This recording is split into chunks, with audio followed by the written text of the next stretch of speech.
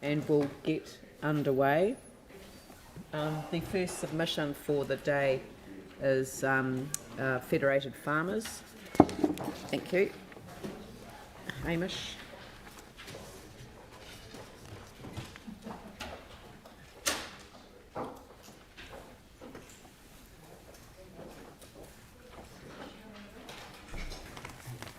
There you go. Right, good afternoon. My name is Hamish Craw. I'm the facilitator for Federated Farmers on Banks Peninsula Branch. Can I just interrupt? Sorry, and I don't mean to be rude, but given there's you, Annabel, Pam, do you all want to come to the table and take the time collectively? Yeah, that'd be good. Yeah. Okay, Annabel. Yeah. So, along with my wife Annabel and 3 kids, we farm 426 hectares in Chiltern. With me today is Nick Clark, Federated Farmers Policy Manager, Pam Richardson, a farmer and a former member of the Banks Peninsula Community Board, and also my wife Annabel Craw. The vast majority of Federated Farmers members within Christchurch City reside and farm on Banks Peninsula Ward. You'll have seen our submission and hopefully you've read it. We want to focus our time on this proposal to extend the land drainage rate to cover the whole district, not just those currently serviced by the council land drainage infrastructure, the vast majority of which is urban stormwater. The benefit, we believe, this proposal is grossly unfair and should be scrapped. 80% of remote rural ratepayers do not currently pay the land drainage rate because they are unserviced by this infrastructure.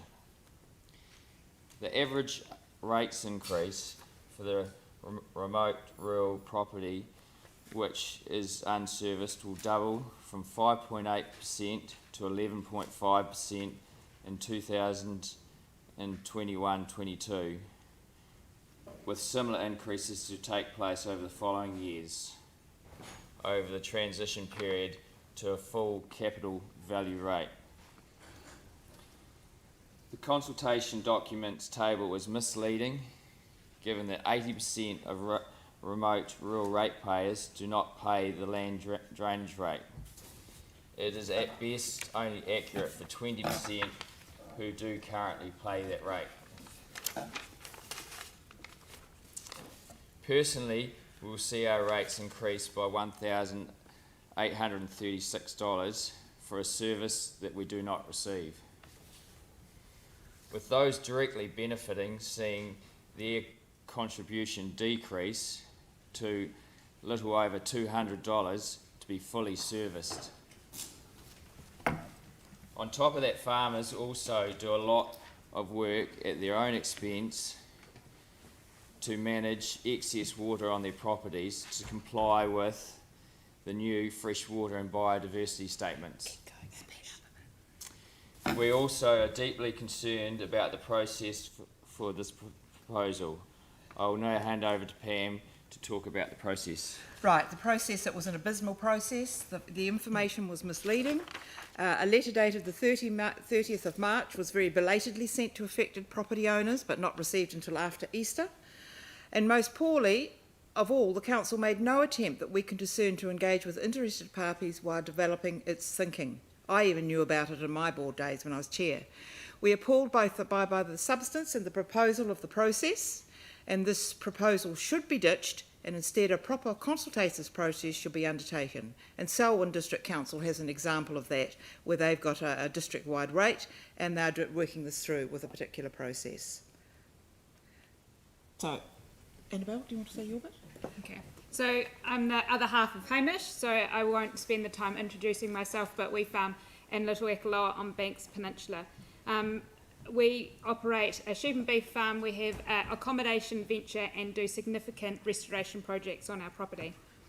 We pay $10,840 in rates to the Christchurch City Council and $2,771 to ECAN, As Hamish mentioned, in the first year we'll see an increase of $612 because of the land drainage rate and $1,836 over the next 3 years, which is a 16.94% increase, and this does not include the 5% approximate general increase that will be coming across all ratepayers. We do not approve of this simply because we do not benefit publicly from the maintained drainage infrastructure. There are no stormwater pipes, no curbing, channeling or swales from our property or in our community. All water leaving our property and other rural properties are via natural resources such as soil, streams, creeks, wetlands and roading drains. As a rural landowner, we carry out the cost and responsibility of maintaining surplus water from our properties through managing our pasture levels to absorb maximum moisture, grazing management, maintenance of farm tracks, culverts and drains, and we personally pay and install for culverts and drains on a formed public road that boundaries our property. In the consultation document, justification was given that all council landowners benefit from when they visit Christchurch and making Christchurch a more pleasant and livable city. We slightly take insult to that, given that we really visit Akaroa and Christchurch, and why should we be charged $1,836 for maybe the 6 visits that we make to Christchurch in a year? Lastly, under the National Policy Statement for Freshwater Management, as landowners and farmers, we are required to carry out the following things: waterway setbacks for stock exclusion, wetland management for stock exclusion and biodiversity management, and significant farm planning requirements. Would urban ratepayers be prepared to do the same and fund all our freshwater management requirements, like we are being expected to fund urban infrastructure? As an active member of the Banks Peninsula rural community through my role on the Banks Peninsula Conservation Trust and the Devotional Primary School Board, I must express total disbelief and outrage by the community at this proposal and the lack of understanding of the financial implications of this rate, and we strongly oppose it. Thank you. Thank you. Thank you. Thank you. Nick, do you want to carry on? Or? I'll just sort of wrap up just a little bit about where we would like to see things go. As we've said very eloquently from my colleagues, our strong preferences for this to be this really inequitable, unfair and oppressive rate proposal to be ditched, and we just look at the various other, the Selwyn example where they are looking to propose something similar, but they are looking to do a proper consultative process. They're establishing a committee to look into this issue to work out whether and if so how such a rate would be developed. I point out a couple of examples of other councils that have a similar approach in the sense of having a district-wide contribution to basically land drainage, stormwater.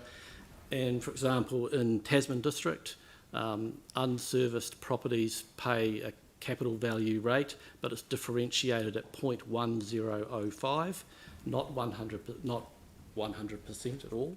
So that's a tenth of the capital value. And in Southland District, which takes a slightly different approach, they have uniform targeted rate for stormwater, which is $47 for a serviced property and $12 for an unserviced property. So those are two different approaches that we would commend to the council when considering this issue. Thank you. Thank you. I think that, you're not the first people to talk about the effectiveness of the communication, so or lack thereof, and in particular, I noted that a letter that was dated the 13th of March wasn't received until after Easter. It was dated the 30th of March, not 30th the 30th, of March. not the 13th. The 30th of March, and of course it didn't arrive till after Easter then. No. So, and that then limited the submission time quite considerably. And you say that there's been no discussion with Federated Farmers at all in relation to the proposal any time over the last year or anything like that? No, no. Okay. Has anyone else got questions? Jimmy and Andrew? May I ask a question? At the moment, you're the North Canterbury Federated farmers, you know. How many farmers have paid the rates? The land drainage How rate? many? Yeah. How yeah. many not yet? Yeah. So, based on information we received from the council when we asked for it, Yeah. basically there are around about 2,500 people, give or take, who are what they call remote rural ratepayers Yes. across the district. Okay. Most of them will be in the Banks Peninsula ward. Okay. 78%, so virtually 80%, do not currently pay the rate because they do not get the service. Okay. Thank you. Thank you. Thank you. Andrew? Thank you. The Banks Peninsula Community Board suggested that this be, in their submission, suggested that this be deferred for a year so that further engagement could take place and further work could be done. Would you support the view of the Banks Peninsula Community Board?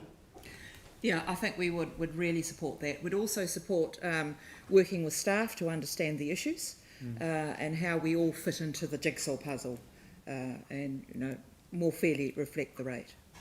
And reflecting comments that you made earlier, presumably you would want Federated Farmers to be one of the groups that was engaged in that work that went on over the next year or so in working up alternatives or engaging. Thank you. Thank you. Thank you. Look, thank you very much, and thank you. I think it's much more effective actually to have the group of you presenting together in that way. It made it very, very clear, and all of your points were covered off in the submission, so thank you very much. So that was to Thank you. do with the land drainage rate. My one, will you just all have a good look at the submission and just see what I've written, please? Yep. Yes, if I'm not going to get that opportunity to talk about them, that's fine. Oh, sorry. Yeah, okay. Yeah, I thought that everything was generally covered off, but if you want to take another few minutes, yeah. I thought by grouping them it would be easier. Well, I did talk about the land drainage rate in it as well. Yeah. But I also, I would just say, work with communities, local solutions, and then I wanted to give an accolade at the end. But I was talking about the land drainage rate, Yeah. the closure of the Akaroa Service Centre and the idea of a community hub and working through with the community. It was not worked through with the community, so there it is, work with communities, find local solutions. The Akaroa wastewater is the same thing. The Akaroa drinking water, we need to look at resolving that drinking water situation, better supply, increased storage for the community, and perhaps we need to go as far as looking at district planning rules to make sure that we all perhaps have composting toilets, somebody said to me this morning. Well, we've raised the purple line too with central government too. Yep. Is it purple line? Yes. Is that what it's called? Purple pipe, so that we can reuse. And the last thing was about the Pigeon Bay area and the erosion around the foreshore. I showed you some photographs that look absolutely magnificent in the agenda today. Look at those. We want a solution where we can go out and do that, working with council to resolve it and put in a wall in right now, and don't want to have to go through a whole consenting process. Something simple, something easy we can do. Thank you very much. So thank you. Oh, the accolade at the bottom of the page. Well, the accolade at the bottom of my submission talked about, just want to close with our community thanks to the support council staff, including the parks team, community board staff, facilities team provide to the reserve management committees, Pigeon Bay Hall committee. Using our local community skills and along with council support, we have achieved so much. So yeah, that was just an accolade for you all. Thank you. Thank you. Right. The next one.